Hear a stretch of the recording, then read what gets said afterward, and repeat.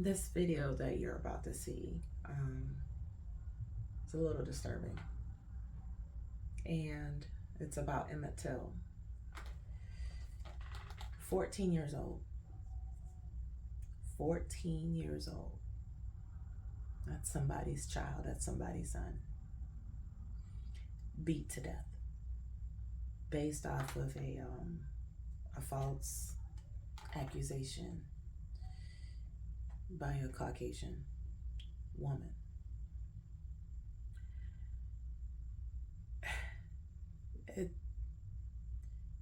Black history never stops. That's it. That's Black history right there. Okay, however you want to define it, that's Black history. That's history.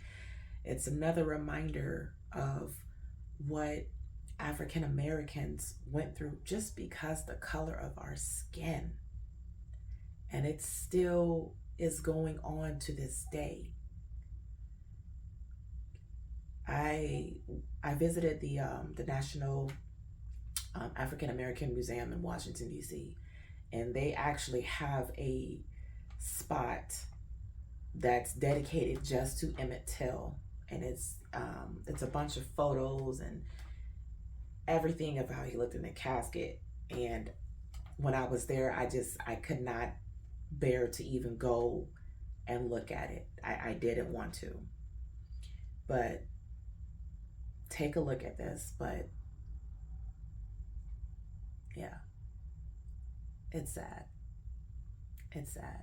Laws dictated where blacks could eat and drink and where they could sleep.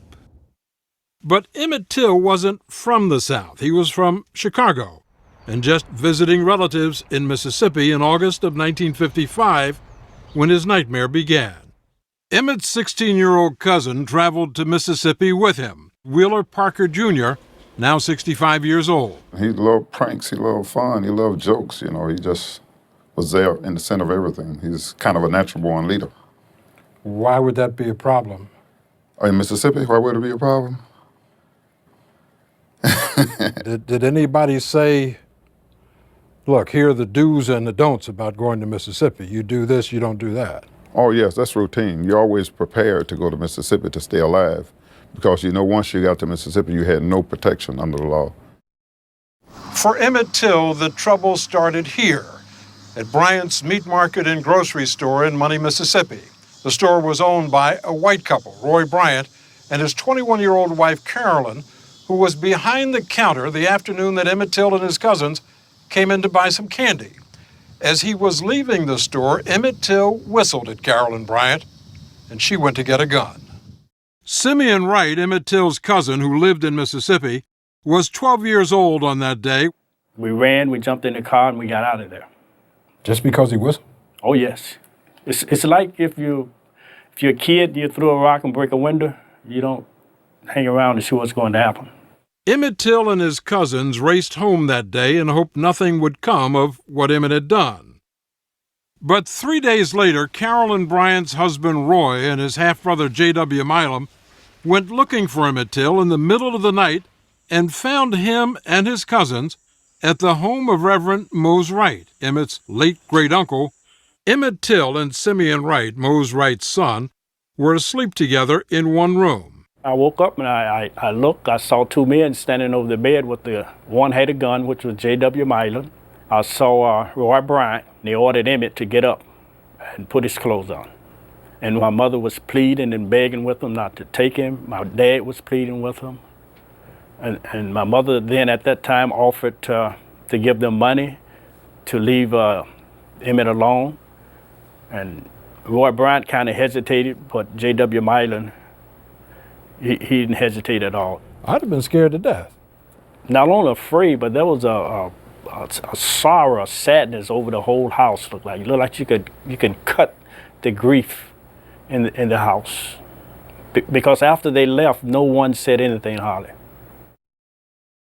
On August 31st, 1955, 3 days after he'd been abducted, Emmett Till's mangled body was found by a boy fishing in the waters of the Tallahatchie River not far from Money.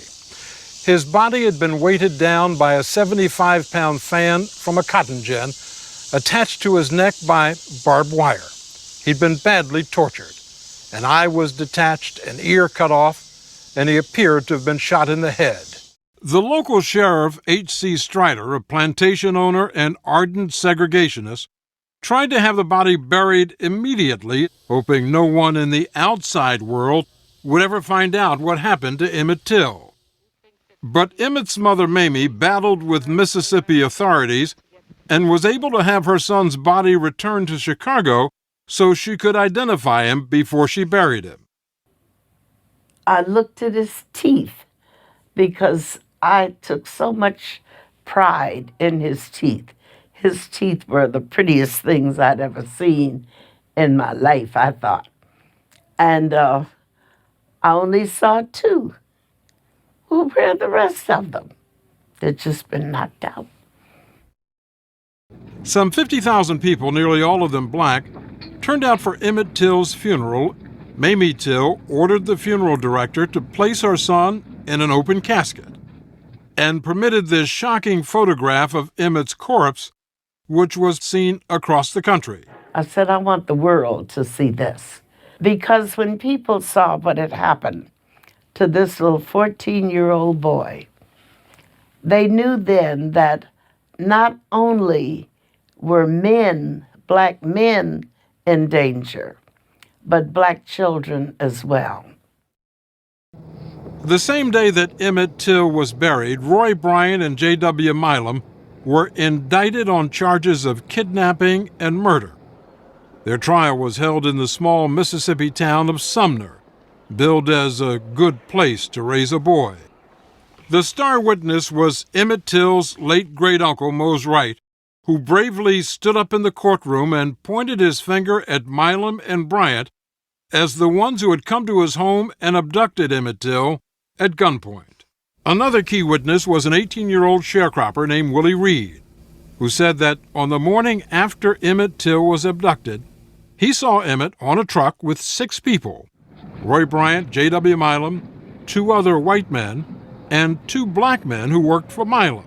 Soon after, Reed said he saw the same truck parked in front of a barn managed at the time by Milam's brother, and heard the screams of a young boy he presumed was Emmett Till. When they found the body, did you put 2 and 2 together and think that what you had heard going on in that barn, that was Emmett Till? I'm sure. I was sure then. Fearing for his life after testifying against Milam and Bryant, Willie Reed was smuggled out of Mississippi. He went to Chicago, where he suffered a nervous breakdown and was hospitalized. You're a good man. You had a lot of courage for an 18-year-old. I think there are a lot of people who would have walked away from it. Wouldn't have said a word. No, I couldn't walk away from that like that, because Emmett was 14, probably never been to Mississippi in his life, and he come to visit his grandfather, and they killed him. I mean, that's not right. It took the jury just an hour and 7 minutes to return a verdict of not guilty. One juror said it wouldn't have taken that long, but they stopped to take a soda pop break to make it look good. Milam and Bryant were congratulated by their many supporters and kissed their wives in celebration. 4 months after the trial, knowing that double jeopardy protected them from being tried again, Roy Bryant and J.W. Milam admitted to a reporter from Look magazine that they had in fact tortured and murdered Emmett Till. They were paid $4,000 for their story.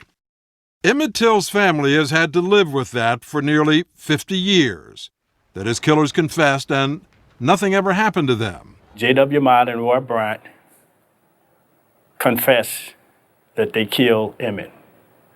The people of the state of Mississippi said they didn't. We need to reconcile that statement, and we need to send a message to those who are committing crimes against blacks like this that you can get by, but you can't get away. At a church on the south side of Chicago, Emmett Till's mutilated body would be on display for all to see. It was on a Sunday afternoon. I won't ever forget, it was a Sunday afternoon. The church was very calm, the line was very orderly. I thought that pretty soon the crowd would die down. It looked like all of Chicago was there. Well, they brought the children with them because Emmett was 14 years old, and they wanted